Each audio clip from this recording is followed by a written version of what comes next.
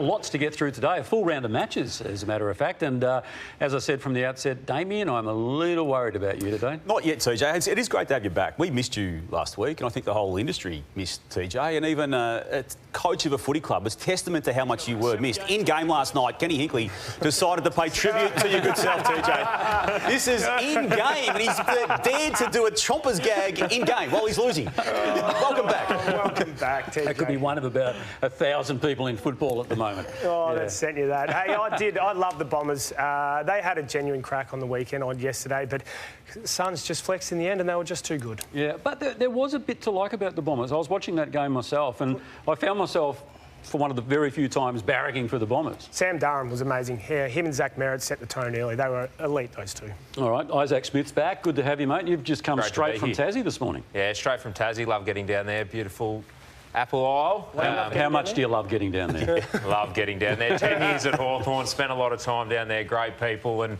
they were all talking about the stadium and all want it. So it'll be good to see. Yeah, that's great. And you'll be previewing Sydney and Fremantle for us a little later on. I will be. Yeah, you're taking a bit of an interest in Heavy pockets Sydney. coming back this morning, is you? I was waiting for you to say something, Nathan. You're taking a bit of an interest in Sydney at the moment, are you? Yeah, I think they've had injuries. Oh, No, here we go. This was in. Where was this? This was in the Herald Sun this morning. I haven't got around that yet. Linking you to an off-field role with the Sydney Swans next year. Yeah, okay. Yeah. What does off-field roll look like? I don't know. It Depends how much it's worth. Oh, yeah. We fill in pockets again. Well, it depends if it's in cash or in... Any interest there? I'm not sure. I'll go and read the paper after this, TJ, when I get a chance. You were on a flight from Tasmania. I'm sure you had a chance to read the paper. No, very low-key this morning and looking forward to a great show. There's plenty to get through. What does that say, Dave? That story's on. So would that be you'd have to relocate? Relocate? Up there to Sydney? Well, I guess if you take a job in Sydney, Nate, like you were going to take the morning show, you'd have to move to Absolutely. What morning show was he going to take? Have a look at some rentals. Hey, Didn't his prick up. Is there any danger that you could possibly say thank you to me and Damien for fielding all the questions about you last week? I mean, we have been just dodging grenades all week. What's wrong with TJ? Where is he? Why is he doing Why are we this? taking short steps on not addressing you not being here? Well, is look after you, and then you go and be Holiday Jones last week. Can I just say, I'm big enough and ugly enough to be able to look after myself. Everyone seems to be obsessed with my profession except me at the moment. So how about you all just move on and actually concentrate on reporting on football Thank you stories? to me and Damien. For what? We've been wearing bullets all 2 weeks since you've He's been punching on with Kane. Well, actually, don't tell me you don't fire a few shots yourself, Damo. On your behalf. I was don't do it engaging. on my behalf. I was looking after you. I had your back. Don't. By who? Everybody. Can you look down the camera so that people can just record this and then they can record your words? Where have you been? I was off last weekend. My wife and I went to Newcastle. Okay. Is that okay? Well, Hanging on you. The cameraman. Why would you go to Newcastle? Well, Newcastle was a very nice place, if you don't mind. So, Did Rory send you a late text Wales, about congratulating you on Wimbledon if you're over there? I felt so bad for that. He said no, and he sent him a text. I just Horrendous. I wasn't rubbing salt in the wounds. There I was not. in Newcastle, and I got a text from Not Rory. London. Hey, mate, and I thought, so young and innocent, isn't he? But Browny did a great job last week in your absence. Anyway. So you're not going to Wimbledon? Well, clearly not. It's halfway through the tournament. You got some good reviews, didn't you? You got some good reviews. I did get some good reviews. Have a look at this from Jerome Hughes, Dally M medal winner. Hughesy, did you hear that TJ took a week off the Sunday Footy Show this week? Yeah, I can't believe that actually. It's bold to take a week off mid-season. You wouldn't catch any of us doing that. That Nathan Brown, though, he's a great host. Big fan. Thanks, Jerome. That's scripted at all. You had a week off? No, I never had a week off. You had a week off the other week. Yeah, he went My glamping. contract, though. I didn't go So you away. had a week I off? didn't go holiday. Well, how do you know? like How did. do you know it's not in my contract? Well, it wasn't. It was quite abrupt. It was abrupt. Yeah, that's right. It was abrupt. All right, let's take a look at the results of this round of football so far. Can we please talk about some football? Yes, let's do so. The Doggies, 49 points. Collingwood did the job on Carlton, did a nasty job on Carlton. The Giants, no one saw this one, 59 points. Gold Coast Suns late against the Bombers. The Bombers led. Geelong 72 over Richmond. Brisbane got away to a big start against Port Adelaide. And Hawthorn did what they needed to do against the wasteful St Kilda. 2 matches remaining in this round where the top 9 teams played the bottom 9 teams. All results, all 7 to this point have gone the way of ladder positioning. It effectively means that 9 teams, as we scroll over, are vying for the 8 spots. Fremantle, big match today, and the bottom teams on that ladder from basically Melbourne or even Essendon down are really falling away badly in the back half and back parts of this season. Yeah, and Isaac Sydney Swans just in 12th spot there at the moment. Like player development, like football manager or anything like that? We'll get to that in just a moment. This is the Hawks last night, Tony. They did the job. They won by 20 points. They were wasteful early. The Hawks probably should have been further up, and then St Kilda had their own wasteful moments. But what Sam Mitchell will be happy about, you look at their stats from last night, nobody had a huge amount of disposals. Nobody kicked a big bag of goals. It was even across the board, and that's been a big thing about the Hawks this year. They have been even across the board. Take out when Gunston kicked 7 last week, but this is their run home. Yeah, Rory, how do you see it? I mean, they've got some tough games coming late in the piece. Collingwood in the third last game, Brisbane in the last game, Adelaide prior to the Collingwood game. They're doing pretty much everything right. They've got Will Day hopefully to come back at some stage of that draw, but they will be without Josh Weddle for a large part of it, and they may not be with him again this year. Yeah, they'll certainly look. They'll want to win at least 5 of those games. I mean, Adelaide Oval's a tough one, but I mean, they've definitely got some winnable ones. Five of those 7 they should win, or at least come close to. So they've got to finish this year strong if they want to play top 4 and play good finals. Yeah, and well, there was one name that jumped out, and it wasn't in a Hawthorn jumper. No, wanganeen-milera, he is playing fantastic football, and all Saints fans will be hoping that he sticks around down at Moorabbin. But this kick here just rips it inside. It's these type of kicks that break the game open. You bring all your runners from half back. You see Sinclair running through there. His ability to move in traffic and see the game is as good as any player in the competition at the moment.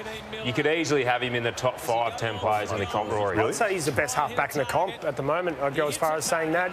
And more for his vision and decision-making, as you touched on. There's not many players that look to the corridor like that and look to take it on. Here. Opens the game up, doesn't it? And you can see why the 2 Adelaide clubs are really desperate to get him, and that's been a narrative now for the best part of 18 months. And the Saints are really prepared to offer him a lot to stay, and they've got options in front of him, TJ, ranging from 2 years just to have him rethink how would that look in 2026 and 7, all the way through to a deal that would take in 8 seasons. So, look, the industry feels he's more likely to stay than go, but when you get to round 17 without a signature, you're still nervous. The dollars around him are about 1.2 a year, they're saying. Is he worth more than that with the new CBA? Yeah. Absolutely. I think he is. I think what he has done this year would suggest he is, yeah. Nath?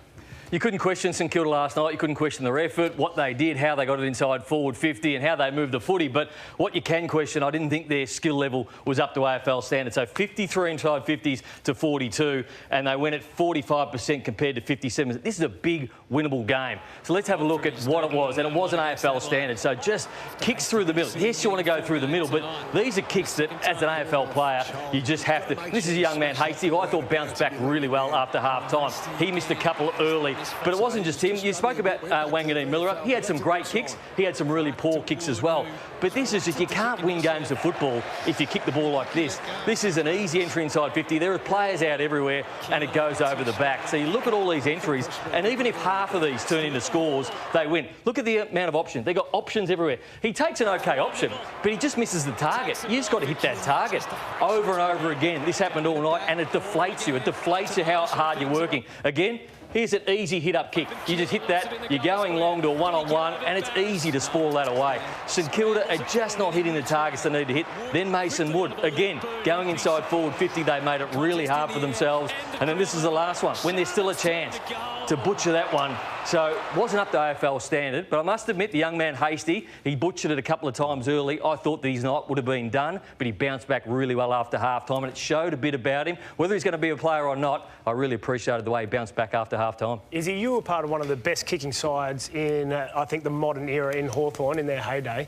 Is that on coaches or is that on players? Well, it depends what the game plan is. So if they want to get in there fast and quick because they think they can get the Hawthorn defence caught out because of that. But you have a look at that vision, and so often teams, they go too quick. If you can use multiple numbers through the middle of the ground, you draw defence up, you pull the defenders that are deep apart, and then you get even more options to go to. So too often it just looked like the initial receiver wanted to go long and fast, where you need to use multiple numbers to get the best opportunities. All right, the Bombers put in a pretty solid 3 quarters before falling away to the Gold Coast Suns yesterday. But I want you to have a look at this vision, and Nathan's going to talk us through this. This is aside from the result, Nath. Yes, it is, Tony. This is the umpire contact on... as you see there, Nate Caddy. So I was just making my way back to my seat. I couldn't see the screen, TJ. So I think this is just an accident. I don't think Nate Caddy's got anything to worry about there. And the umpire moves into his path. He doesn't see that. So that's a complete accident. So I don't think Nate Caddy has got anything to concern himself with. Well, why are we highlighting it? Well, I think Brad Scott nailed it in his press conference. This is why. Talking about it. So you highlighted it's come up during the week about umpire contact, but Brad Scott said multiple times he's contacted the AFL about where the umpires should be and stand. As a forward coming back, you want to be able to rip back to goal. OK, well, let's have a listen to it. I've lost count the number of times I've approached the AFL about moving the umpires out of the corridor. They sprint into the corridor and they stay there, and that's clearly where we want to get the ball. And even when I was at the AFL, I tried to move them out of the corridor and they still wouldn't move out of the corridor. So, you know, we've been at them to move out of the corridor. And the last response I had from Steve McBurney was just pretend they're invisible. So that incident there that Brad Scott's referring to is slightly removed from the story of last week when the AFL declared and told its clubs that the next infringements, when you've got 3 prior umpire contact moments, will be referred to the tribunal. And Damien Hardwick, I think rightly, defended his player Matt Rowell, who was effectively on 3 strikes in this situation. So the other one that's probably a little bit frustrating is we make a change in season. So I know we're the Gold Coast Suns, but if this was being spoken about, and don't get me wrong, Matt Rowell's a superstar, but if this was spoken about with Nick Dacos, Collingwood would tear the place down. Look, if it leads us to suspension, look out. So Rowell's the one who's on notice effectively, TJ. I'll get your views, because I know you've got some differing views to what I have here. This is Rowell again in this particular game in question, and he is the one who will go to a tribunal on the back of this. Now, this is so close. Just missed there yesterday. We'll hear from him now as to his attitude to what's now been put in front of him with these rule changes. You're up there with a few against your name. Did you modify your game style at all? Because it did look like at centre bounce you were still lining up reasonably close to the umpire, and you did have a couple of close calls. Yeah, no, I haven't changed anything. Did Dimmer talk to you about it and modifying it at all, or you're just going to keep doing you? Yeah, no, just keep doing me. Thanks, Matty. Look, it's a defined attitude. I don't mind it. Rules have been changed on the run, and also too, TJ, if it does go to a tribunal, there was the use of the word discretion, and I've got no doubt the tribunal within this 2025 season, given it is a rule on the run, I think will apply discretion and not suspend.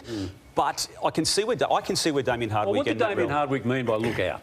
Well, what he meant was look out if he does get suspended, because I think he's right in saying if this was Nick Dacos on 3 strikes and Nick Dacos was to infringe a 4th time and to be suspended, we know it'd be World War III in a Collingwood sense. Has Nick Dacos contacted the umpire 3 times, though? No, he hasn't. No, but so you contacted the umpire 3 times. We don't want umpire contact. He's using his opponent as a screen for the umpire. Are you convinced of that? Yes, why that's else would you be doing for it? years. So I look at that as a screen. And yes, you're allowed to do it. It's not against the rules, but it is against the rules to touch the umpire. So he's allowed to do that. But I think now that you've been warned, you've taken the warning and you've been warned 3 times, if you then again do it and you contact the umpire, or the player that you're screening contacts the umpire, I think that's then on Matty Rowell. He said, I'm going to continue to do it this way, and if I think he does touch the umpire again, it has to be a suspension. Well, can you take us through the screening process? Well, basically, he's taking the player behind the umpire, and when the umpire comes back, he's pushing his player, and they go around the umpire either way. I used to do it. If I was getting tagged, I used to even push the player to that position too. But you knew if you started behind an umpire and you made contact with them, you were going to get fined. But the other thing too is umpires aren't built like AFL footballers. So that's why it's so dangerous. When they back, they don't know what's coming. If they hit Matty Rowell, they're in some trouble. If he touches an umpire again, he should get weeks. if he does it in that manner. That if it's just an accident that brings a Brownlow medal into the conversation too. But how can you go to a tribunal or wherever it goes after that and argue that it's not accidental? How can anyone because prove now that it's you've been intentional? warned 3 times and you've touched an umpire 3 times and you're still doing the same action. Still starting behind him. You're starting behind. Right. So I think, and like Rory says, he is definitely screening his player to get around the umpire. The difference between Caddy and the Rowell one is so different. That's general play on the run. But if I'm Will Setterfield there, I'm pushing Rowell straight into the back of the umpire because I know he's deliberately setting up there to get that basketball screen and to get an advantage. So as a tagger, they'll be looking at that. It's a dangerous tactic. So this is a big problem. If you're saying you would push a player in, this is what the AFL thinks is happening. You're admitting it does. You would make sure that there's contact that's going to happen. Well, so if you're a finalist playing Gold Coast Suns in the last round of the season, right? And you're saying you would intentionally push Matt Rowell in. Well, you wouldn't do it intentionally because with a chance that he would be rubbed out. You're in trouble. So if you don't start, you just can't start directly behind the umpire. Again, if it's an accident and you come in and you bump into him afterwards, that's fine. Has the AFL made a rod for its own back here? No, I think it's a warning. And again, there was a clever, I think, use of the word discretion that the tribunal can apply. So I think even if he does go to the tribunal, I think the tribunal in 2025 will use that discretion to say, not happy, we'll fine you really heavily. But as of next year, round 1, I think the mounting infringements in this space... they need to protect the umpires more. Yeah, it's a good point, Browny. All right, very good points you've made there, Nathan. The Cats, they just keep getting the job done, don't they? This time against the Tigers in a really lopsided affair at the Cattery. Yeah, they do, and it was all about this man, 700 goals. There's only been 20-odd players in the history of the game that's been able to do it, and he could have kicked 10 yesterday, Sloan. He had the ability to absolutely rip this game apart. He ended up with 4 goals, kicking his 700. His best mate at the club, Brad Close, gives him an easy one off here for it. He knew, didn't he, Closey? 100%. Yeah. They all knew. They all knew, and they all wanted to make it happen. And I reckon Chris Scott, before the game, would have made a point that he's about 4 goals short. Let's make this happen today. I don't want to encourage crowd involvement in a game, but I sort of half expected a few fans to run on the ground. I know from the you're right. We don't want to encourage that. What, for 700? Yeah. No. No? Only 1,000? It's a great achievement, but only 1,000, yeah. Okay. Oh, it is. I've been put back in my box, right?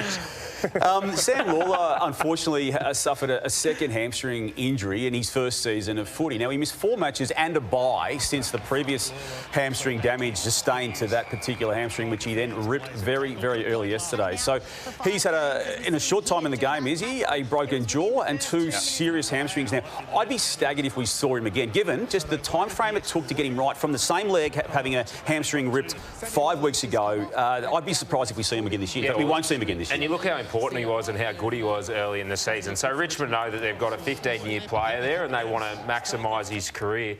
The concerning thing is how easy that happened in the tackle, and you hope he's all right. I just can't get over. He's 18 years of age. His legs are already built like a 25, 26-year-old. So he's going to be an absolute monster, and they'll do everything they can to protect their assets. Is it a worry, though, that someone so young has now suffered 2 bad ones, and with so much scrutiny and one in fanfare his around under-18 career as well. Yeah, he did too. Yeah, so you just hope that now he's got the best medical people, the best training people around him, that they're able to now manipulate his training to get the best out of him. And I saw that with Cyril Rowell. He had hamstring issues, and Hawthorn were able to sort that out. So he's an absolute premium asset, and they'll be throwing everything at it. Port Adelaide went to the Gabba somewhat depleted through injuries, and the Brisbane Lions accordingly got the job done with 4 points. Yeah, and it was a great start by Port. I thought they started the game unbelievable. At one point, it was 20 inside 50s to 6, and then at the 10-minute mark, Brisbane just flexed. They kicked 7 goals in 10 minutes in that first quarter, and that was the game done. Kenny gave him a big spray, which we'll see in a moment at quarter time, but Zach Bailey, I'm still surprised that people don't check his run. He's just allowed to run continuously off the half-back line, or not half-back, from half-forward up the ground and reset back, is he? Yeah, he is. And Zach Bailey, in 2023, when they lost the grand final, to me, he was their most important player. Had a bit of a quiet year last year. He's hitting his best form again. And when he's up and going, he is a top 10 player in the competition. He's as good at getting the ball as anyone in the comp. But inside forward 50, he's so dangerous. And this is Ken giving his Port Adelaide leaders a rev up there, because the second half of that first quarter wasn't acceptable. But for the rest of the game, they were down to 1 player on the bench, and they played with all heart. It was so sad to see Sam Pepper go down, Damo. But yeah, they hung in there pretty well under all those circumstances, didn't they? And this is the really bad one, given that Sam Pepper last year did his other knee. So what's buckled last night is his left knee. The one that he did early last year was his right knee. So the fear is this morning that it is an ACL, and that's a hamstring damage there to Asava Radaglia. All this happening early in the game. And then also Don Dante Vicentini went down in this particular ruck incident here with an ankle, and they tried to strap him up and get him back out there, but he could barely walk only moments after that. So real damage there for Port Adelaide, who I think since the bye, in the 5 matches they've played, won 3, lost 2, but have been okay, been quite competitive, but their injury toll and their losses early in the season, TJ, have really ruined their year. Keep going, Damo, because MCG Friday night it was Collingwood up against the embattled Blues. A crowd of 75,000 odd turned up for that one, and they saw a pretty insipid performance again. Yeah, they did. We'll hear from Michael Voss in a moment, but this is what he was telling his players at three-quarter time of that game, and you can see the 3 players there being the 3 on-field leaders who he's clearly got issue with as to how that particular game was unfolding. And then the power brokers, the outgoing CEO Brian Cook with his back to us there, Graham Wright also with his back to us there, incoming Matthew Lloyd, Brad Lloyd, the footy operations boss, and Rob Priestley, the still new president of the footy club. Michael Voss, is a sameness, unfortunately for Vossi, attached to what he's saying post-match. My job is to look at what worked and what didn't work, and then we put our eyes in on that on Sunday. And it's clear that we need to be able to have some pretty important conversations. We let our club down tonight. We want our supporters to be proud of us, and we didn't do that tonight. Now, Damo, I think everyone's now coming around to the feeling that he will stay for the season. It just seems that way. Rob Priestley, who we did see on screen there, TJ, spoke publicly, and I thought quite convincingly and reassuringly that would be the bare minimum. The contract he's got for 2026, I feel that's on the table, as a lot of other issues with the footy club are. But I think, to your point, TJ, I think we'll see Michael Voss staying right through to around 24. Well, I hope so. I mean, at the very as a starting least, point. he deserves some degree of respect. And I still feel, TJ, as we talked this morning, that he will be coaching round 1 next year, but that is clearly a decision. That's your gut feel that he'll be there? It's my gut feel, that Graham Wright will come in and make decisions around him, and particularly with the list, I think quite strong decisions on the list, on top of Tom de Koning expected to be out the door to St Kilda. I think there'll be other changes as well, but I do feel that at this stage anyway, TJ, this could change. And they've got Brisbane Lions this week, and if they dish up another game like they did against Collingwood, all that could be immediately out the window. So work with me here, fellas. I'm going to do a bit of role play. I'm Michael Voss. I'm coming into the club Monday morning, and I'm going to have some honest conversations with a couple of our senior players. Here we go. Paddy Cripps, starting with the skipper. We're in defensive transition mode here. We need to defend and make sure we get back to support our backs. Look, he's on Ned Long, back there before. Ned Long's put about 10 metres on him. Cripper needs to close that space. You need to close that for us, mate, because we need you to defend, and you almost get there, Cripper, but we don't quite get it done. Next one. Don't let one mistake turn into 2. You're the biggest beast in the competition, Cripper. You've got to put body work on Ned Long there. Ned Long looked like Paddy Cripps there at that centre bounce. So we need you to be aggressive in there because you're the biggest ball in the competition, and we need to win some centre bounces. All right, next up we've got Zach Williams. He had a great game on the weekend. But Zach Williams, you're in the team to make great decisions. Use your speed, use your legs. We've got a 4v1. We need to use these numbers and enter that ball to our forward advantage. At the moment, we're blazing away and we're not getting the connection we need. And TDK, Tommy, we need you. There's 80-plus ruck contests in a game. When we've got a second ruck in McStain there, we need you to attack that contest and set the tone for us. These are the conversations I think will be had tomorrow morning inside those 4 walls, those honest conversations that Vossi's going to have. Put it on your leaders first, and I believe the rest will follow. Nice, a lot of conversations. A lot of conversations at Princes Park tomorrow morning. Now, Damo, yes, this might explain why you've been having these little clandestine meetings all morning. You've got a Voldamo? I do, TJ. Oh, no. I do. Now, Damo, my favourite segment. Here we go. Get your popcorn out. I don't know anything about this. We've only done one Voldamo, TJ. We're doing a second one today. And it's actually done as a community service to assist someone who used to do the volcano on this show and is now having trouble with getting people around him to produce a stinger for it on his new show. To the Geelong fans in white, it was supposed to be a whiteout. Pull your head in, get back to supporting your players and realise how spoilt you have been. The volcano returned last week. It's returning again tonight. I'm bringing it back. Careful, Kane. Next week, you'll be banned from next week I want a big volcano stinger. I couldn't believe it. So he wants a stinger. He wants a stinger, Browny. He didn't have one. So we've just workshopped a few potential stingers for him. Yeah, we've got our producers and we're just having a community service assistance here. So this may work. I don't know. Kane may choose to use one of these that he's about to see as potential options for his stinger. So we could use this one. And if you want to get your people to contact our people, we can hand these across. But you might want to use this one, Browny. He might want to use that one. Now, I don't know. Well, he banned that footage when he still was... Look, he may not like those two, but he may like this one. I think this one might be the one he might use. The agenda setters in Channel 7 acknowledge that our comments were false, and we unreservedly apologise to Simon Meredith, Craig Fleer, Justin Power and Martin Roger.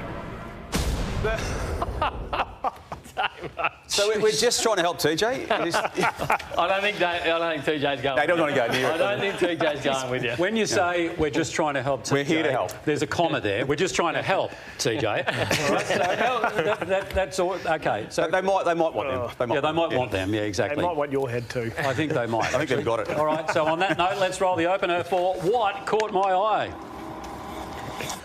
I'm up first here, TJ. Now, there's big international news during the week with Joey Chestnut, the world champion hot dog eater, Izzy, was back from retirement to retain an extraordinary title. No one can eat like this particular man. He just slams down hot dogs. 70. Came out of retirement, won it again. There's no peer. What a man. What a man. Now, there's someone on this footy show. TJ, I reckon our man, Nathan Brown, has been in training for some years to potentially bring him down. He demolishes pies, these poor, defenceless party pies. He has had thousands of these party pies over 15 years on the Sunday Footy Show, but he's only using the party pies as a warm-up. Because during the week, and look at this, absolutely demolished that party pie. He's decided to up his eating game. 1 minute before he went to air, Savlaki time on Triple M pre-match. Joey Montagna tries to go with you, Brownie. He could not match you. He gave up. He didn't even get through halfway through his. You demolished yours inside 1 minute. I think you're taking on Joey Chestnut next year. I'm the host, Damo, so when it comes around at 1 o'clock, I have to open the show. And then the Savlaki's got delivered late. And I had to get it down, Tej. No wonder you spent so much time coughing. You got pastry in the back of your throat. Permanently. OK, so content on this show. So when you need to watch the games that you've been assigned. So when Jack Cannon during the week says, I'm going to give you this game, you need to watch it. Now, Izzy. Yep. So I was sent a text message from somebody and that works at Triple M that might have worked with you. Oh, no. And we're going to show that text message now. We're showing text message, Brownie. What were a couple of the major talking points of the game? Got to do that game on the Sunday Footy Show tomorrow, and I'm going to be in the air. Well, Kate, it's on now. I have helped Kate out multiple times this year, and that is a genuine stitch-up. But is it incorrect? Oh, I think she might have doctored it. It's a stitch-up today. Anyway, now, Brownie. We can all understand, and we've all seen this from TJ. The wheeler. The professional wheeler. The ultimate prima donna here. Stu Ackley, wheeling TJ. But we've uncovered... We have uncovered, TJ, why you don't stand up. So if we have a quick look at this... Exclusive jellyfish vision. You've got the pillow, you've got the booster seat. Oh, I didn't understand. I needed to highlight it. So he's got the pillow, he's got the booster seat. I'm not sure. You sit down for 15 minutes to do the news. Does it get that uncomfortable down there, or is it a height thing? Not half as uncomfortable as at the moment. I can tell you that. But he's the new guy, and that's the best they gave him. You could tell he was uneasy about it when you had that 20-second pause before you started doing it. I was more concerned about the text. Yeah, no, it's a height issue, so we're all on the same level. Not that we are here, but on the news we're all on the same level. Now, why are you laughing? Just laughing at that. Now, can I just say, in the 31 minutes we've been on air this morning, you obviously come alive when Llordo's not here, right? Because your take on the screening with the umpire was fantastic. You hit on Charlie Curnow was quite forceful, and I have said to you like that. I went like that off air and all the rest of it. But then you let yourself down. You let us down as a panel because sometimes it's not all your own work, and you've been exposed finally. Ooh. I think if Adam Treloar wants to play in a premiership, he has to maybe change his role now or if he comes back, because this man should be playing more forward, and he's a good finisher as well. Sounds very similar to something that I said on a program on Saturday night, that just then. With Treloar going out and him coming in. And well, you up to your old tricks again. Sometimes I like to get the earliest crow, which you do on a Saturday night, and then I might have rolled that into Sunday Footy Show as well. So you're a thief. She's put a target right on her back. Double agent. TJ, we've done? No, TJ, you've been into me about the tricks I've taught my dog over the past couple of years. You're something of a dog whisperer. I mean, you love your dogs, and the things that you can teach your dogs is like groundbreaking. Good catch. Ready? Ready? Go get it.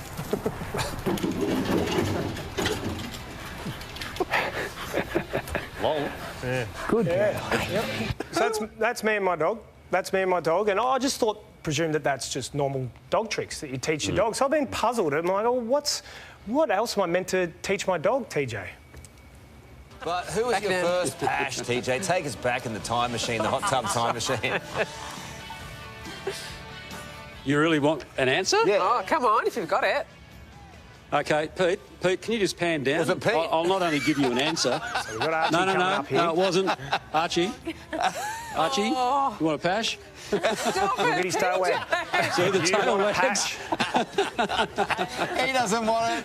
The tail wagging. The tail's wagging. Call me old-fashioned, mate, but I am not teaching my dog to pash me. Do you know where their tongues have been? TJ, come on. What sort of tricks are you teaching Archie? Obviously, I'm not pashing my dog, right? I saw his tail wag. Your pash, and he was like, woo, got excited. OK, righto, we don't need to play it out. Okay. It was just, I've been playing it out in my head all morning. It's not good. You would know on the Today Show before they flicked you, right? And you would know before Carl on the occasions that you were on there, and then they realised don't have him on Carl again. Burton, yeah. Right? So you would know that they get you on, right, to talk. Oh, we need to talk about football. They get all that out of the way, and then Carl comes up with, "Who was your first pash?" That's how it works. Archie was your first pash. Well, he's the... You weren't allowed to take Archie to Wimbledon? Sorry? That's why you didn't go. What are you talking about? You weren't allowed to take Archie to Wimbledon. Is that why you didn't go? Nathan, I don't know what you're on this morning, right? You're just being mischievous, and you're obviously spooked, eh, because it hasn't been raised? You're obviously spooked. We'll get you a kiss from Archie in a second. All right, we're going to take a break here on the Sunday Footy Show. More in just a moment. I'll tell you what, the show went to the dogs last week.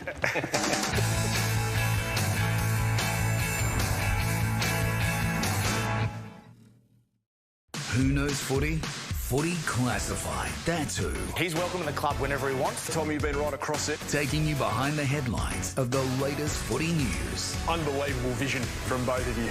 The Newsbreakers. Are they soft launching maybe a mini rebuild here? All new Footy Classified. Monday on 9 and 9 now.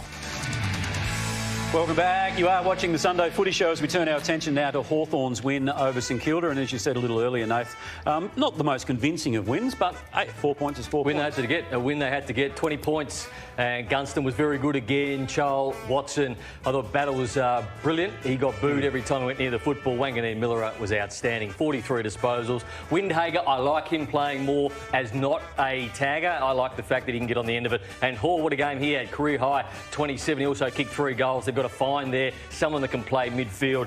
So let's have a look at some of the highlights in this game. And Hawthorn, I thought, blazed away early. I thought they probably could have had a bigger lead earlier on in the game over the Saints and cost them a little bit, and it looked like they were just keeping the Saints in it, who then butchered the footy all night. It was workmanlike, wasn't it, Browny? And again, while the score says it was 20 points, I felt the margin was greater than that. They just had to go out and do it. And that man on screen there playing, as you've already highlighted, against his old club, he obviously knows the St Kilda system. He knows what Ross Lyon was going to do. And Josh Battle, I thought, was really good contributor in a good season that he's putting together in his first year as a Hawk. Played with some good aggression as well. It was a good ruck battle between Lloyd Meek and also Rowell Marshall. I thought Meek just got the points at the end of the night. He had 20-odd disposals. He also kicked goal.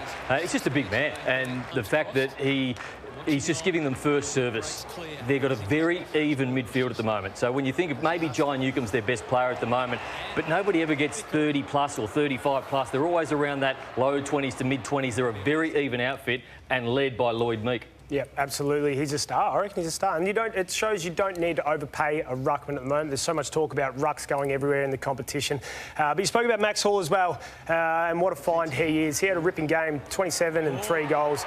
He's been good all year, hasn't he, Roy? Well, he has been, and he's tough, he's hard, and he finishes. And talking about Alex Roy, he's going to be an absolute star. His ability last week to impact the contest defensively, but now we saw his intercept marking last night as well. They've found one, the Josh Battle trade. They pick him up at number 10. He looks like he's going to be every bit of a generation. So you're prepared to call it after 3 games? Well, no, I'm not prepared to call it, but he's got the look that he could be a generational type. He's got the fan base too. Yeah. How good was to see people with the Viking helmets on last night as well. A bit of fun in the stadium, which I love. After 3 games?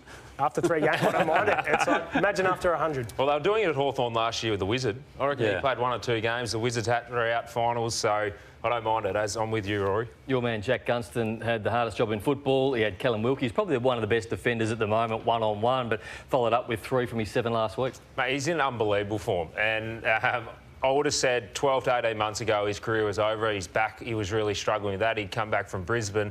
But Sam Mitchell's got the best out of him. And the way they're moving the football and the way they use him, his ability to blindside his defensive opponent and then find space is as good as anyone in the comp. Votes. So look at the votes from last night. I thought wanganeen-milera was outstanding, even though he's in a losing side. I thought he was the best man on the ground. Meek was up there. Jarman Impey's become a brilliant player at Hawthorn off half-back. And Hall, I thought his game was great. All right, we'll take a break here on the Sunday Footy Show. We'll take a look at the Cats after this. And you brought a special guest in. Yes, I have a very, very, very special guest, TJ. Got a clue? Good number. Good number. At a good number. Right, OK. It's on the screen. Oh, it's on the screen. Anyway, so much for the tease. Yeah, Shaun Mannagh will be joining us right after the break.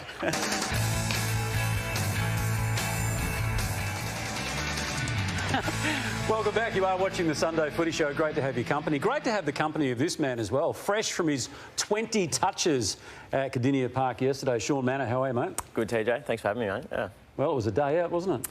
Yeah, the first quarter left a bit out there, but yeah, after that the boys clicked into gear, and obviously we had the week off the week before, so it's nice to come away with a good win. Where do you reckon you're at the moment as a footy club? I mean, you've belted Richmond, but talking to you before, you've been a little bit up and down with the form. Where do you think you're at the moment? Yeah, I think we've worked in the season quite nicely. We've obviously banked the wins that we needed to, and got ourselves in a really good position to have a good crack at it. So I think it's all about now is getting to that 14 win mark and securing a top 4 spot, and make sure we're cherry ripe come finals time. And your own form must be a good side to play in at the moment. As TJ said, 20 touches yesterday and a goal. That's 16 goals for the year. You're doing your job. It's a pretty fun forward line to play in. Jez kicking his 700th goal yesterday. It's pretty incredible. We had a little chuckle on the bench after it. Was some of us kicked 20 goals and he's kicked 700. It's a long way to go, but it's incredible. And Paddy doing his thing, and then we've got Tice come back next week, so it's going to be pretty exciting in the last 7 weeks. You talk about Jez, 700 goals. You get to play with one of the forwards of the generation. Tell us a little bit about him. Jez or Paddy? Gets Paddy's put his name up there as well. One of the generation. He's certainly claimed it. Big mod for himself. Jez is absolutely incredible. His highlights speak for himself, but just the little things he does as well. Throughout the week, he's kicking goals from absolutely anywhere, and these things aren't flukes. He's practicing this stuff regularly, and if we can feed the ball to him as much as possible, we're in a good spot. Can you tell him to stop giving off balls late in the game too? I mean, he's a sneaky chance to get 100 if he starts being selfish. Well, he missed a few sitters yesterday, so I don't think that. But no, I think we pride ourselves in that. It's been a selfless forward line, so if someone else is in a better position, we'll give it to them, and we don't care who kicks the goals, but if he kicks 100, it'd be pretty nice. How long do you reckon he can play for? Oh, he's got Danger or Jez? No, Jez. As long as he wants, really. Everyone talks about the 1,000-goal barrier being a bit out of reach, but it wouldn't surprise me if he does do it. Kicks another 50-odd this year, and he could play for another 4 or 5 years, so I don't think it's out of reach Speaking of kicking goals, who loves kicking a goal more outside yourself? Because you love kicking a goal. You love it. Oh, yeah, I'd certainly be up there. George Stevens? George Stevens, his first game yesterday, his debut, it's incredible. He's, if you go back, you might find some vision in the VFL. It's his first ever goal there, and it's one of the all-time celebrations. But yeah, he was fantastic yesterday. 14 score involvements in the first game is incredible, but I think you'd have seen he's 19 19 years old, but he looks like a man and played like a man yesterday. It was incredible. And when you see him do that in his very first game of footy, your story's so similar as well. Similar background through the lesser ranks, and you come in almost seamlessly. It's a testament, obviously, to the individual who's been identified by the Cats, but equally to the club allowing people like yourself to just come in and play the role. Yeah, too right. I think, the club, that's what, Wells and Mac really love doing, is getting guys in that can come in and make an impact. Obviously, George, played VFL all last year, but he also played VFL a couple of years ago as well. And, he's made it his own this year and deserved his chance probably a little while ago, but it's a pretty hard team to crack into. So comes in, plays his role, and it's going to be hard to kick him out. Someone else who plays a massive role for your team, and I love the way he plays the right way every week, is Tom Atkins. He's unbelievable. 17 touches, 17 tackles. It's an incredible game, but this is becoming a real feature of the competition.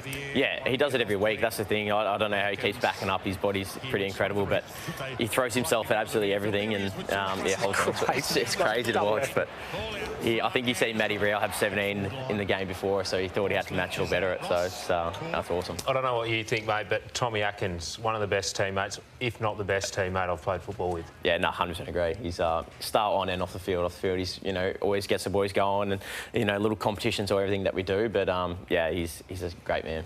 And Shaun, Jack Martin's footy ability has never been questioned, but at two previous footy clubs, he's had a brittle body. But a big off-season and even a big start to 2025 off the field has got him back into a senior position and different role and standing up in that new role, down back. Yeah, spot on. No, we've absolutely loved Jack. As soon as he got to the club, he's a class on and off the field as well, like a lot of our guys are. But they held him back a fair while, to be fair. He was probably ready to go, but just with his history, it's nice to get him going, and then he doesn't miss. It's rather, come in and play for the whole season than, in and out kind of thing. So I think the club's done really well with their strength and conditioning team, and I think it's showing now with, the way Jack's playing. And I think he's only going to get better because, when you get into the team and, play different roles. So it's going to be exciting to watch. A milestone for the coach yesterday, 350 games. No thoughts of cheering him off at all at the end of the game? I don't think he would even allow that, even if we tried. No, we had a little chat in the rooms after the game about it. It's actually an incredible achievement. I think his win rate is like 68%, which is unfathomable, to be fair. It's a testament to him as a coach, but him getting the right people involved as well to help him with that. We had Massimo D'Ambrosio on last week, and Isaac said that he requested 16 because of him, and Isaac said this morning that you requested 7 because of him as well. You're a goose. That's true, isn't it? I message you. I don't deny it. I completely agree. He would have requested that. Izzy did message me saying, it's big shoes to fill, but I did message back. He actually wore an extra small, and my jump's a little bit bigger, so nice and tight. Not coming on and making this show about yourself. We'll get to the votes. Geelong have been unbelievable. They're in ripping form at the right time of the year, but Jezza got the 8. He would have had 9 if he had a kick straight. Zach Guthrie was enormous down backs. Holmes and Myers also very, very good, TJ. Now, we don't want to break up this bromance, but we're going to be doing that later in the show because you two are going head-to-head. He's in a bit the of trouble, handball. I reckon. You reckon? Yeah. I've seen him handball on his opposite. More of a kicker. I'm a known kicker, so it'd be interesting, TJ. No, what sort of a chance do you give yourself? I'll be very disappointed if I go down to Izzy, but we'll see. Yeah. Right, OK. Time will tell. All right, we'll take a break here on the Sunday Footy Show. We'll catch up with you later, Shaun. Hey, a special deep dive coming up next. A special deep dive. How special? Well, OK. How special? Very special, because normally Matthew Lloyd would be here doing that, but in his absence, I will be doing it. But there'll still be the presence of Matthew Lloyd in this studio. Nice tease. Yeah, thank you. I think we've given it away. But anyway, that's coming up right after this break. Well, in the absence of the great man himself, it is my deep dive. Llordo's deep dive is based on his 15 years of football and 15 years in the media. Mine's based on 40 years in the media and no years in football. All right, so Matthew Lloyd is our subject. I've gone straight to number 14 and have a look at this for a record. 270 games, 926 goals. I mean, this quite literally is legendary stuff. A 3-time Coleman medalist, Essendon leading goal kicker a dozen times, All-Australian 5 times, Goal of the Year 2007, Mark of the Year the next year, often confused with Tom Cruise. So that is alone should get him legend status in the AFL. But let's have a look at his career now in depth, because he made his debut well, quite aptly in round 14, given he comes in at number 14. This was 1995 against Adelaide.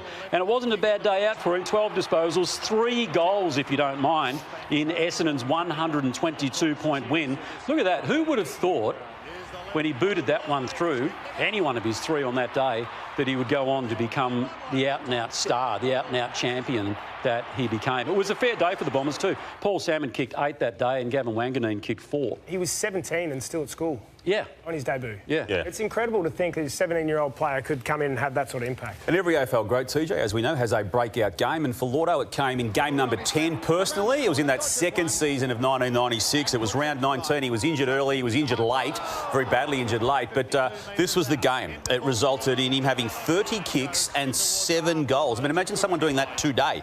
And he's still only 18 years of age when he just took apart the Adelaide Crows. Game number 10 only, and it was the start to what then became a regular stream of multiple goals being kicked in matches by our man. Well, speaking of goals, he had a couple of seasons where he kicked very big bags. He, and under 18, as a bottom age at TAC Cup, he actually kicked 100, and twice throughout his career he kicked 100 also.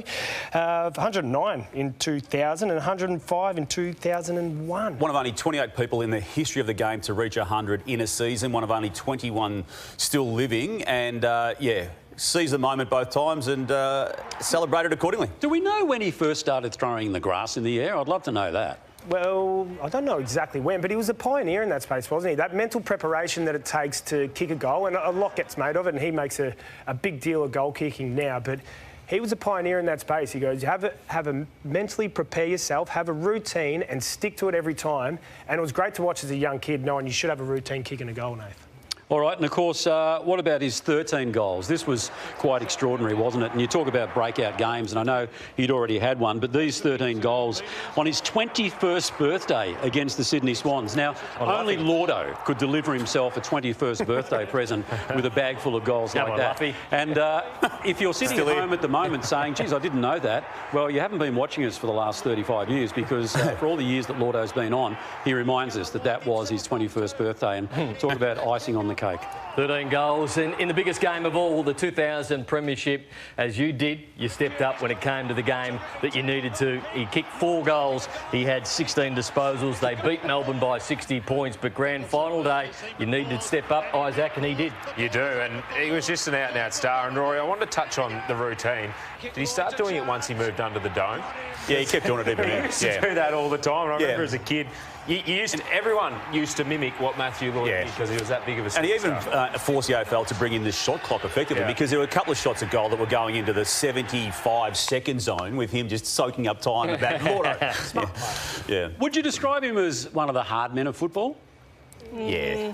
I would. OK, well, let's have a look at this. No, certainly not, because that was Greg Deere just giving him one on the chin there with an elbow. Then, of course, there was the... we'll have a look at that again. And then, of course, there was the dive. Here it comes. Wait for it. Oh! We have spoken What are you doing? So there goes the dive there. Now, what about Shane? There he goes, give him Shane. Now, Darren Gasper tries his luck there, and he gives him a little headbutt there and ends up at the tribunal as a result of that. And then, of course, with David Schwartz, he tries one there. Just basically misses him. So yeah, I think he probably threw more grass than he did haymakers in his career. We have spoken about his acting career a bit on this show, haven't we? Tom Cruise style. Yeah. Look, he was a hard man, TJ. I know you're taking the mickey out of him there because his very last game ended badly for Brad Sewell. This was an epic final match of the season for these two clubs. The winner got into the finals next week. Essendon won the game, and it was largely on the back of this aggression. Now, it's obviously had ramifications for him with tribunal suspensions, and it was lucky to come off the ground by the end of the game. Campbell Brown gave it to him during the game. He called him a sniper post-game. Alistair Clarkson ended up at the tribunal or answering AFL questions about his treatment of Matthew Lloyd, but it was an explosive way to wind up a career. Never played again. And marks and goal of the year as well. We're going to have a look at the goal of the year. Again, we've seen this multiple times on our show. The little back heel, a little soccer style. I reckon now that doesn't get... I reckon it's overrated, that goal. Massively overrated. Everyone can do that now. And Damo, there is a story around his mark of the year that he took. Was he on... Do you remember this story about the footy card? Well, how's it go, TJ? There was a comment. I mean, so... That's a great mark. That's what do we say? Matthew Warnock after it, he goes, you'll be on a footy card now. Forever. Yeah, that's a good mark. That's classic Llordo. And it's a great career. All right, terrific stuff. I know everyone at home watching that will be in awe of Matthew Lloyd's career, but no one more than Matthew Lloyd himself. And normally at this juncture of Deep Dive, Lloydie throws to a message from the subject of the day. So here's Llordo paying tribute to Llordo. He's good. Llordo, thanks for putting me in your top 30, mate. Really appreciate it. It's a great honour being in your top 30. I reckon could have been a bit higher, to be honest. Maybe rival in the top 5, but so be it. That's okay. I'm just glad to be there. And I'll be honest, I'd rather be on the beach doing some beach curls. So off I go. See you later. There you go. Only Matthew Lloyd could get away with that, couldn't he? So, and only we could get away with it in his absence, because he is certainly a worthy nominee and a worthy participant of being in his own deep dive. All right, we'll take a break. You are watching the Sunday Footy Show. More in just a moment. Welcome back. You are watching the Sunday Footy Show. I'll tell you what, Isaac Smith, hasn't he sort of like really cottoned on to what working in the media is all about? How he just sort of gave you a little lecture there in the ad break about, make sure you mention Mark O'Reilly on platform 28, will you? He goes, when you do the prize read, which we haven't done and we're not going to do today, mention Mark O'Reilly because he sponsored me for 10 years and I like talking about myself. Yeah. No, good man, Mark O'Reilly. And I'll tell you what, the Brisbane Lions were pretty good yesterday. They were very good yesterday. And it's all about this man, Zach Bailey. I absolutely love how he goes about it. He's back to his best at the moment. Charlie Cameron, 3 goals. Georgiades just keeps kicking goals for Port Adelaide. Neil McCluggage, same old names, getting the ball. Same with Port Adelaide as well, Butters and Rosie. Yeah, Zach Bailey comes through too many times unchecked for my liking. He's so damaging. His run he provides unbelievable, and he's just classy. He's a great finisher. He was who they needed to stand up in that 10-minute patch I spoke about earlier in the first quarter, but then late in the game, he got him home. The goals he kicked in the 2023 grand final are up there with the all-time great grand final goals, and we've seen him do this so regularly, and for him to be kicking 5 goals at this stage of this season for this club, it just goes to show that he still may be only scratching the surface of where he might get to. Yeah, that goal he kicked, the Luke Hodge pocket there at MCG Punt Road, unbelievable in that first quarter. But we'll get to the votes, and no surprise that Zach Bailey will be sitting at the top of that board. 9 votes, he was unbelievable. Hugh McCluggage, Lachie Neale, same old names, and Butters the same name for Port Adelaide. But Brisbane, I know everyone's talking about Collingwood, but they're just starting to flex their muscles when they need to. Nice. Well, let's have a look at the next game, and it was Essendon taking on the Gold Coast Suns, and Essendon were very good. They were very good for 3 quarters. They've got a young side, and I really like the way they went about it for those 3 quarters. May kicked 3 in 3 minutes. It was fantastic. Interesting to listen to his coach after the game talk about how we've seen some special things, and we think we've unearthed one there. And then you got Zach Merritt having 40 disposals, Durham 27, Joel Jeffrey. We're always talking about Noble and Rioli off half-back, but I tell you what, he has been a very, very good player. But look, the Bombers are a lot of men down at the moment, but they'd have to be happy with what they did for 3 quarters. Yes, it's not a 4-quarter effort, but Gold Coast Suns, a mature performance, a performance that maybe last year or the year before they would have coughed up being down at 3-quarter time. Yeah, I reckon too. And their midfield needed to lift. As you mentioned, Durham and Merritt were on top in that area for the first half and really leading the way. But then the skipper stood up. Noah Anderson was unbelievable. He lifted his contest work, his clearance work, and then he went ahead and finished with a couple of goals. And again, I reckon they got a little bit of a rocket at half-time, but Took Miller was the other one that stood up. And Matty Rowell came into the game after having 5 touches in that first half. Browny, you've been critical of the Zach Merritt role in recent weeks. He was back into the coalface yesterday, though. Well, I just didn't understand why he was playing not in the midfield, and obviously Brad Scott and the coaching staff have got their reasons for that, and I'm obviously not privy to that not being part of the football club, so they've got their reasons, but I just look at him as the #1 generator of football. He's their best user, he's their leader, and when he's in the midfield it just tends to click.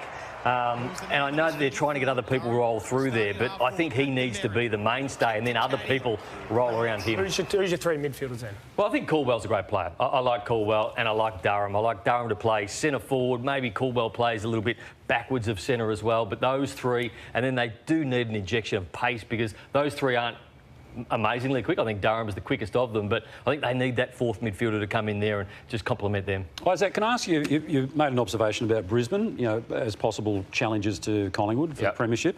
Not that Collingwood have got it in the bag yet. How far can the Suns go? I mean, they've got to get there first, but how far can the Suns go? I'm not suggesting they will also challenge Collingwood, but they're showing something, aren't they? Well, it's going to be a big game Friday night against Collingwood up there, sellout, but as the year started, I would have said they were probably still 18 to 24 months off their best football. I think when they can get Jed Walter up and firing with King in the forward line, that's when they'll be at their best. But I think it's so wide open this year. And I think any team that can line themselves up, get their players rested, make sure their injury list is OK leading into finals, can do damage. And I'm not sure where they'll end up at the end of the year, but if they can sneak a home final, then they can do some damage. Would this be the one that Damien Hardwick really sets the focus on, this particular one? Yeah, this game. This is the one where you're going to know where you're at. Yeah, 100%. And they'll know where they're at. He'll play every player in the position that he thinks that he needs to play come finals. And I reckon they just let everything out of the bag. Let's have a look at the votes from yesterday's game. I thought Zach Merritt was outstanding. Best man on the ground in a losing side. Jeffrey, Anderson and Noble. OK, I know you've been waiting for it. We have, because no one knows what to expect, except for Nath. It is time for Media-Ocre. Juddy. Is that Judd? This week we farewelled an Eagles champion, but like TJ, Ralphie didn't know which one. Question without notice. Leo Barry, you star, or Liam Duggan? Which was the more iconic premiership moment?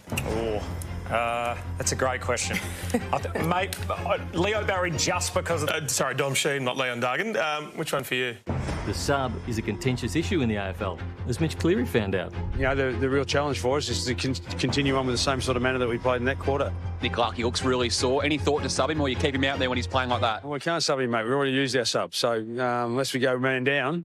Sam McClure's promo work might need some work. Tomorrow night we've got Footy Classified. Purdy, Lloydie, Rory and Tom. Tom Morris hosting tomorrow night. No Eddie Maguire. It's going to be a ripper show. No Eddie Maguire. It's going to be a ripper show. I think Ed goes OK. Late night broadcasting might feel like no one is watching, but we are. So I was watching the Saints Freo with a Saints mad family at the Orong Hotel last Sunday. They played on Sunday. Sunday night. Saturday night. No, I reckon I went from the Crows straight there. I don't know. Can someone tell? Saturday night. There's another Saturday dollar with you. That was Sunday. Anyway, these guys. You okay? Getting names right is a non-negotiable in sports broadcasting. Just ask Nathan Buckley. Whilst I was playing that game, I think you look a lot like Eric Barner. So do you reckon I was switched on? Eric Banana or Eric Banner? Eric Banner, there you go. Final term underway. Hello to Tony Barber. Getting the first question in a press conference is a big honour. One, you shouldn't butcher. No worries, good. Rob, do you have a date for when Jeff Walsh comes in? Jeff Walsh? Sorry. Walsh. So good start. Graham Wright. Walsh is a good guy. Let's see if Rui and Hamish have got to the bottom of whatever it is they're doing. Well, we did the Adelaide game together. I drove straight there. Okay. All right. It's probably a conversation for another time. Probably. Live television. We're doing All live I want to TV. say is these guys said that he is 250 games. And didn't he break a spoiling record or something? Are you triple checking? Sunday. Now that's Media-Ocre. Surely it was an outtake. Late night TV. It's well after the game. But it Browny actually went to air. air. I felt like Rui didn't want a part of it. Rui's scrolling through the phone. He's on Instagram. I don't want a part of it, and we're not even part of it. All righty, good on you, Nathan. Taking no prisoners yet again. We'll take a break. You are watching Sunday Footy. You got the quiz next. The quiz. State of Origin. We've got State of Origin on Channel 9 coming up this week. We're going to talk about AFL State of Origin. Remember that? The good old days. That's coming up right after this.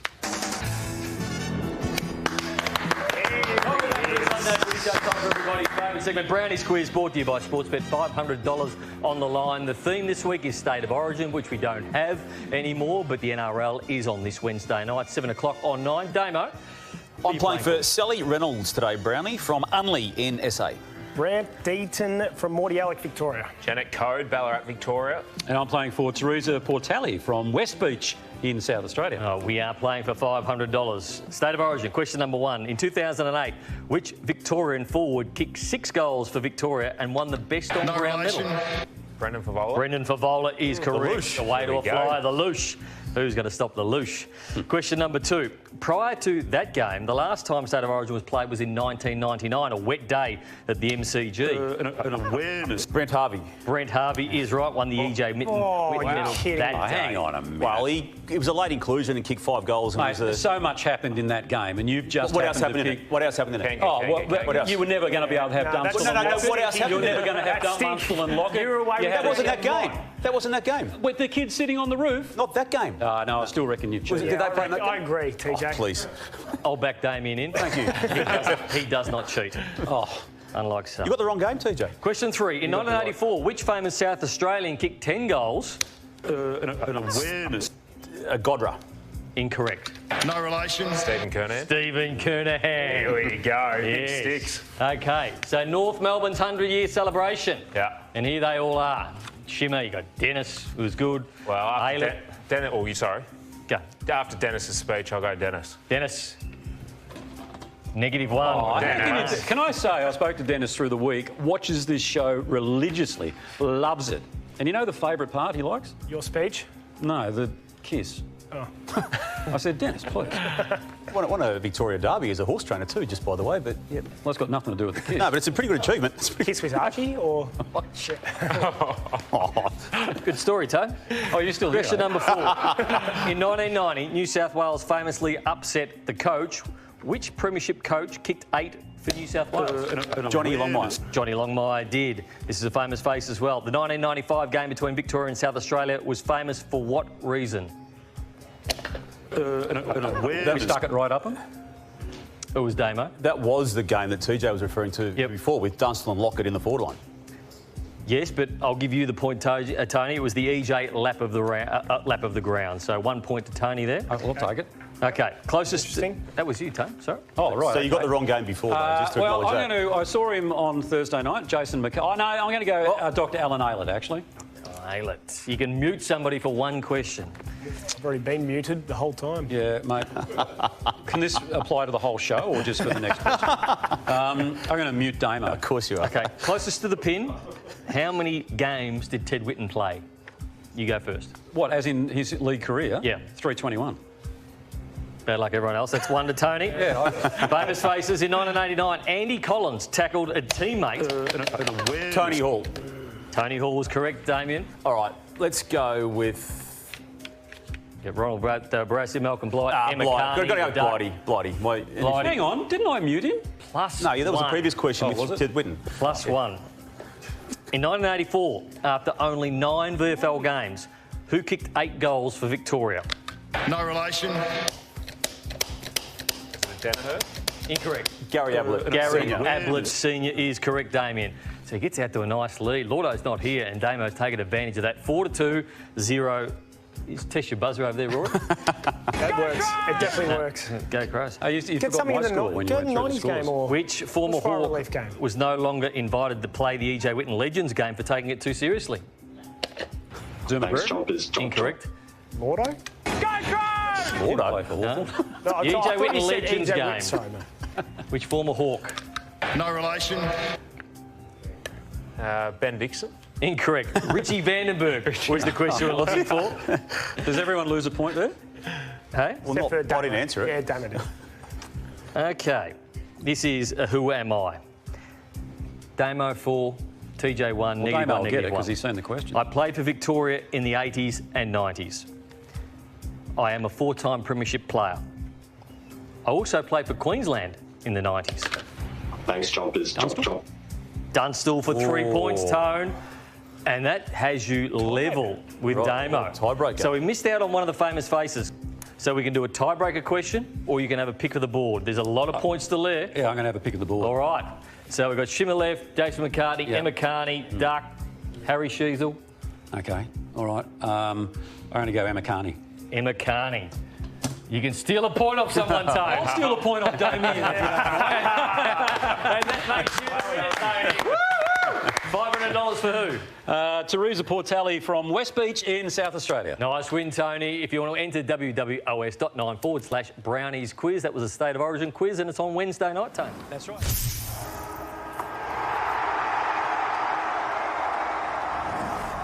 Welcome back to the Sunday Footy Show. Time now for primetime takeaways and a couple of big wins to clubs in premiership contention over the weekend. We'll start on Thursday night with the Western Bulldogs against North Melbourne. It was another big win by the Dogs against a bottom 8 side, and in his post-match press conference, coach Luke Beveridge was asked whether or not they need to get a scalp in the run home. We've had a pretty productive year. These teams that have beaten us who are above us, it hasn't been by much.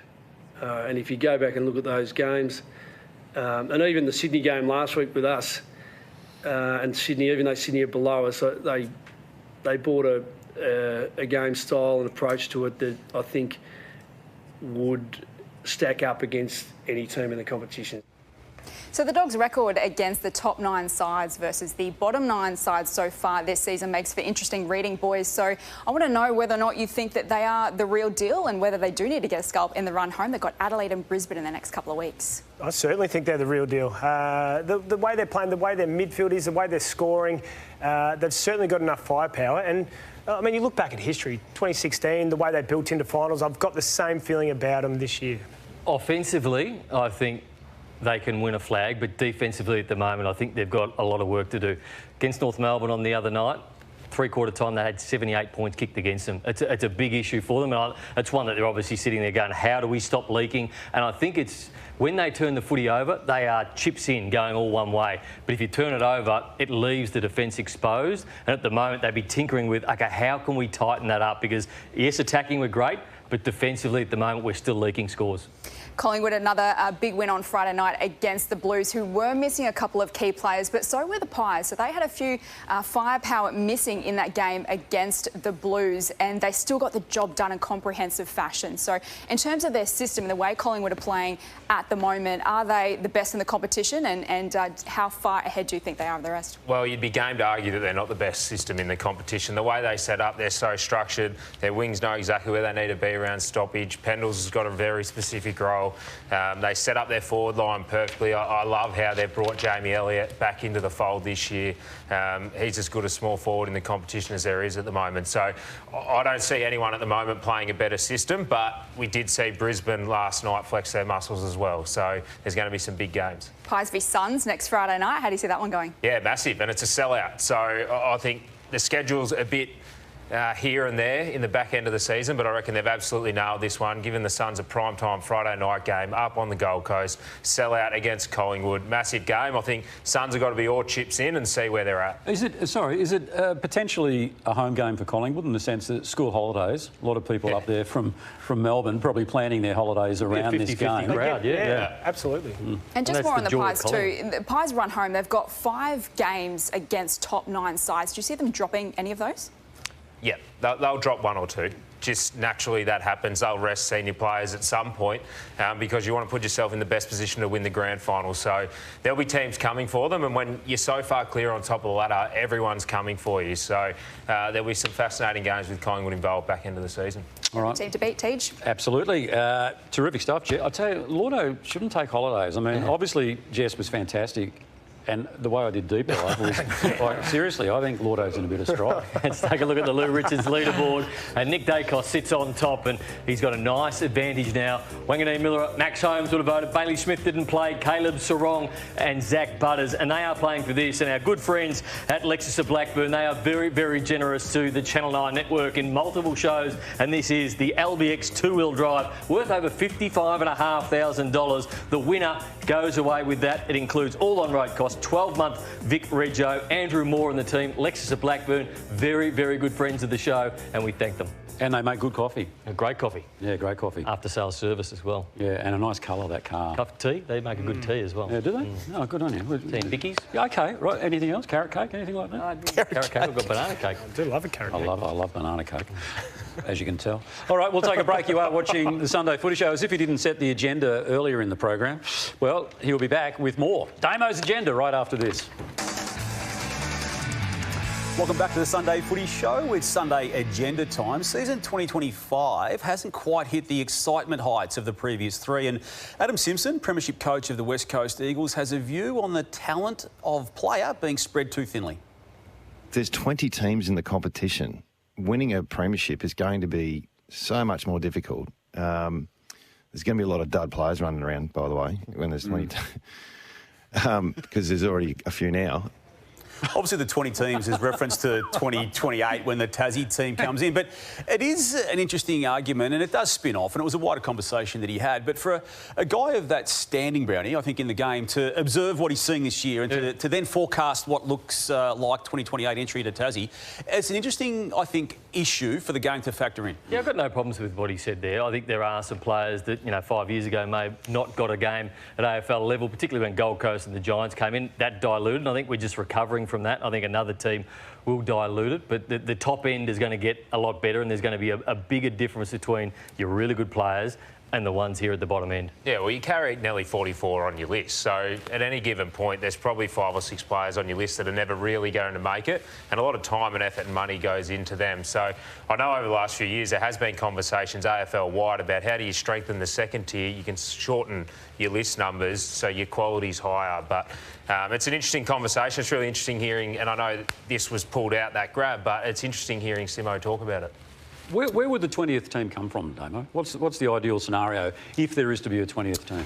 They're still yet to work that through. Is it a third one in Queensland? Is it a third one in WA? Is it the Northern Territory? I don't know. The 19th team is going to create a real problem for the game from a fixturing perspective, because it doesn't actually add to the broadcast deal. Well, gather round for starters. Yeah. Well, yeah. But if you speak about dud players, I'm not sure exactly what he means by dud players, but a lot of players now come off the rookie list, or we've seen a lot of good players, Sam Durham, John Noble, come out of the mid-season draft.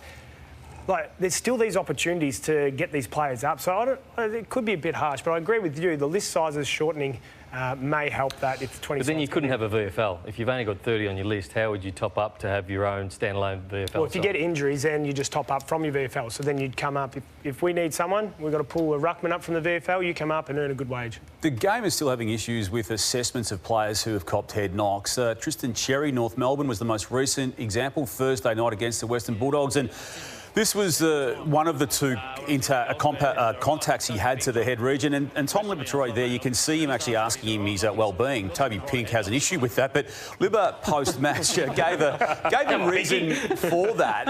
The only people who were not aware of what was going on were the people that needed to be, that being the AFL officials in the booth. But it has got much, much worse. 10s and 20s of players just unable to keep their feet. It frankly looks unacceptable and dangerous. Now, in the last 27 days, there has not been a concert or indeed anything at this venue. SCG. They're about to play a game of footy today in about an hour's time at the SCG. We're just seeing Bailey Williams go over on that game. The curator of the SCG during the week was so defensive of this. The AFL has signed off on it. Very defensive. But they're going to have an issue if one of the Dockers or Swans players goes down today at that end of the ground. Well, you heard me speak earlier about it. I think there's so many players that play at either VFL level, SANFL level, local competition. They'll be going, you guys are a bit precious, honey. That ground's still a pretty good ground. I would love the opportunity for players to wear the longer stops on grounds like that, just to look after themselves. But I mean, it's been bucking down with rain most of the year there, so what do we expect from some of those grounds? It is elite football, though, and you want to see players that when they're going to try and rip a kick or do something in congestion, they can trust their feet. So and that's I understand that's your why argument. I want the longer stops being available. Yeah, I understand the argument, but I think we want to see a better surface to see a better product. Yep. It's really hard to rate the Essendon form this season, given the amount of injuries they've had, and particularly in the big man department. Those names on the sheet there are all either key position players or players who impact the game. There's others on their injury list who are unavailable, but equally, I've still got some reservations as to what difference they will make in a can they make the finals perspective. Are you glass half full on the Bombers or the other way? At the moment, I'm probably the other way, and I think it's just been a really tough year. They'll get a hell of a lot of learnings out of it. We talked about Zachy Merritt before around how you take him out of the midfield. You're looking at other things. I think they're building nicely. They've got some forwards now that they can build their team around, but it's been a damn tough year for them, Rory, on the injury front. No, it has been, but I've loved the development of some guys like Nate Caddy, Kako. He's been...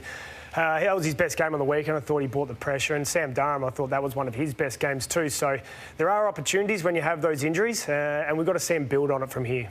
GWS did what it had to do against West Coast on Friday night, and its run home now looks like this. So, as we now know, there are 9 teams vying for 8 spots in the finals. Have we got them winning enough games on that run home to make them one of the 8. Well, that's almost 50-50, that, isn't it? Yeah, there's some tough games. They're definitely winning 3, and you can sort of see 3 losses on there.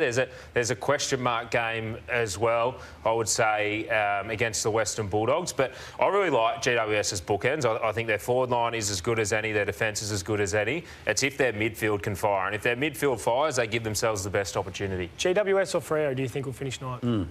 Oh, I don't know. It's a hard one, isn't it? But it's going to come down to that, probably. I think it'll come down to that, and I think Freo might just miss out. What do you think, Nath? He's pondering. I think Fremantle will finish 8th. I think they're very hard to beat at home. The big one today is if they beat Sydney today, I think they play huge. Huge for the Dockers today. Yeah.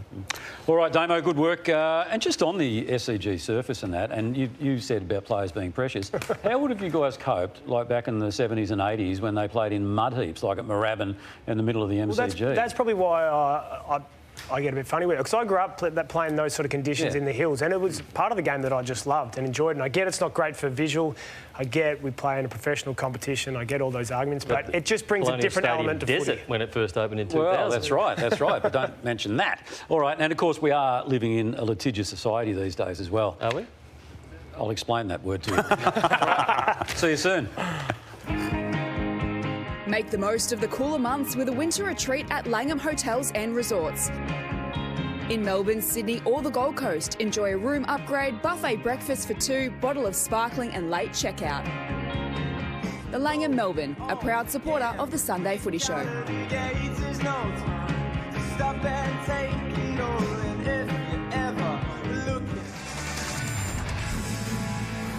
Welcome back. You are watching the Sunday Footy Show. 2 matches to complete this round of football before we talk State of Origin, and that is big in itself. But what about this game at the SCG today? Yeah, SCG, it's going to be all about the surface and can the players keep their feet. But it's 12th v 9th. Big game for Fremantle, because if they lose this, they lose a bit of touch with the 8. They're sitting at 9th.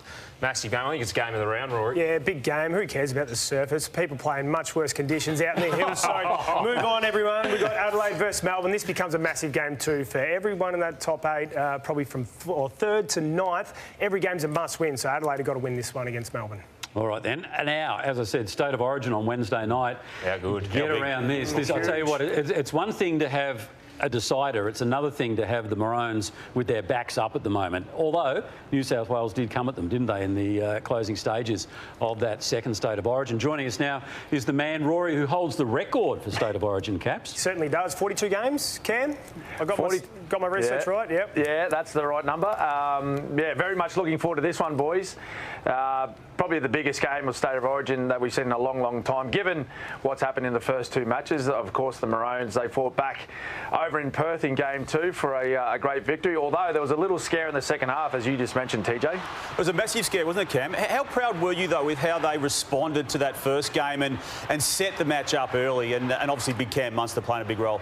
Yeah, well, you know, off that result, particularly playing at home, I know everyone was really disappointed, especially the coach, Billy Slater, in the way that the Maroons, took on that game, and particularly their attitude and their mindset to the first up match. Usually that's where you build, most of your momentum in the series off, but they were very underwhelming, the Queenslanders, in Game 1. So to fight back in Game 2, travelling in Perth, where Queensland really haven't got the greatest of records. It's the first victory that they've tasted over in Perth. So, it was a huge effort for them to keep the series alive, and what a blockbuster it's going to be in Sydney Game 3 coming up this Wednesday. Cam, I was going to say, Cam, where do my New South Wales Blues get it 1? They've got the Penrith pairing. They've got the Penrith pairing back at half-back 5'8". Dylan Edwards also a full-back. Does that combination help? Yeah, well, I think so, and we've seen glimpses of that in Game 2. But with Jerome Luai back in the halves for Game 2, it didn't get them the victory. But what they showed in the second half, I think there should be some concerns for Billy and the Maroons. I caught up with the team yesterday, just very briefly on the Sunshine Coast, and look, they seem relaxed. I think their preparation has been very good. But I think looking at both sides, neither side has played a complete 80 minutes of football in this entire series, so if they both get it right, it's going to be a cracking game. Cam, taking the game on the road the last couple of years, Adelaide, Perth, how big's that been for the growth of State Origin and rugby itself? Yeah, it's been enormous. Given that the expansion team's coming in now over in Perth, it's going to be the Perth Bears, headed up by Mal Meninga, one of the greats of our sport. He's known right across the country, whether it's a rugby league town or not. But I think just growing the game, showing it to getting new eyes on our sport, has been fantastic. Everywhere we've played, really, whether we've taken it to Melbourne, of course, I played all of my career in Melbourne, and we've got great support for rugby league down there. But over at Adelaide Oval, over in Perth, the other week we had pretty much a sellout at Optus Stadium. So, look, it's been well received, and I think watching the growth, particularly at junior level, has been fantastic. So, the size and the magnitude of State of Origin has certainly helped that. All right, well, one day we might see it back in the AFL, Cam, because it was Australian rules who invented State of Origin, and then, of course, and rugby league has taken it to a whole new level. Were you around when Artie Beetson? You were too young, were you? Well, yeah, no, I was pretty young. I was only born in '83, but he was obviously the captain of the Queensland in the very first State of Origin, 1980. But what a colossus he was. It was amazing, and from that moment on, State of Origin, came to life, and rugby league made it their own. Hey, great to catch up with you, Cam, and we can't wait to catch up with you on 9 News on Wednesday night, or as you say. Cameron Smith, 9 News. And of course the coverage. Good on you, fellas. Good on you, Cam. Thanks very much. Cam Smith joining us there, reporter extraordinaire. Okay, so from a games record holder at State of Origin level to Damo's animal fact. Yeah, what a beautiful segue, TJ. Now, it's dangerous being a harvest mouse at Wimbledon, particularly during the tennis tournament. There's so many predators, but it's good to see that they are repurposing the tennis balls this year into homes for the field mice. They range, Izzy, from single ball residences all the way up to 3-ball mansions, and it's good to see the But look, it is dangerous being a field mice or a harvest mouse in Wimbledon. And TJ, you caught up at a recent Wimbledon with one of their major predators. He's quite a friendly little fella, Rufus. Say hello to Australia. There you go. Wouldn't be the first time I've been winged. And he didn't like you either, TJ, that Rupert the Eagle. What do you mean either? Well, yeah.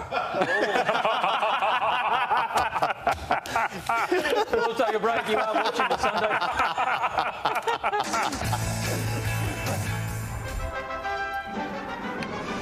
Welcome back to the Sunday Footy Show. It is time for the What happened last week? The motor didn't work. Motor didn't work, and the scores weren't that good. Massimo D'Ambrosio had a 72, which wasn't bad, but I ran into Britty Delidio, 79. Jeez, I only asked, did the motor work? And Britty Delidio was filthy. He said, if somebody had beaten me, I would have been putting in a claim for it, he said. A protest, maybe. Protest. Right, yeah, okay. A claim as well, Damien. We've got a gap here. Yeah, Llordo's normally there. But Izzy's filling in for Llordo. Yeah. And Izzy, you're about to introduce as one of the handball competitors today. That's right. Of course, we caught up with Shaun a little earlier in the program. Good chat, wasn't it? It was a lovely chat, yeah. It was really nice to be on here today. So. And it was good to see your sense of humour come out as well. Oh, thanks, TJ. You give me a bit there, but we'll see what happens. I tell you what, I don't know about some of your comments about Chris Scott, but anyway, that's another story. You are up against Izzy, of course. Yeah, it's going to be interesting. We're probably known for our kicking more than our handballing, but Izzy's trying to tell me he's a better handballer, so we'll see how we go. How happy with himself was he when he was down at the Cats? We did play together, Browny. Yeah, Come on, Browny. We missed each other. I think only about 15 years apart, mate. A bit like Paul Salmon and Alan Jones. Yeah, obviously we didn't overlap, but no, it's been good to catch up with him when he's been down there, and there's a few stories from the boys which are quite interesting. But good stories. Everyone loves him. Yeah, great stories. Like the ones you told last night.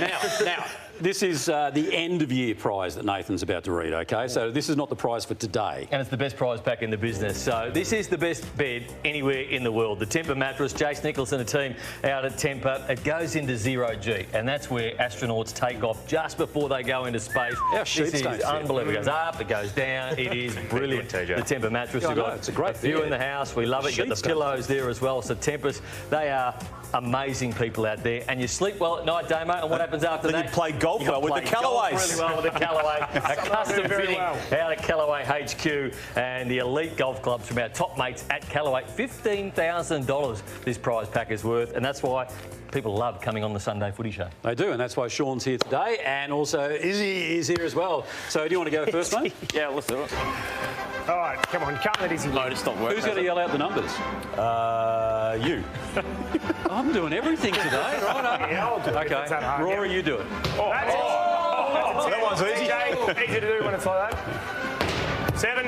17. 7. 24. 7. 31. Hands. That's a good start, 38. It's a very good start. Very good start. Norm Smith medal. Easy quizzy. That's a good power. Danger's still filthy about the Norm Smith. 7. 14. Oh, bad luck. 7. Stevie J. 5. 26. 7. And he moves to 33. So Shaun Mannagh, he's up by 5. This is the opposite hand. Oh, sorry, mate. Sorry. That's right. You have to go opposite, do we? Oh, lefty, 7. That's fine. 45, Art. Oh. Yeah, 7. 52. 5. 57. Can't give you that one. 7. 63. 4. It's not bad. 7. 71. 71. It's a very good score. There's a lot of players on 71 up there. Good. Fell away a bit. Oh, right, I don't. Come on, Izzy. Oh, lucky twice. Give it a bit. Oh, there we go. There we go. Here he comes. 7. Watch your foot.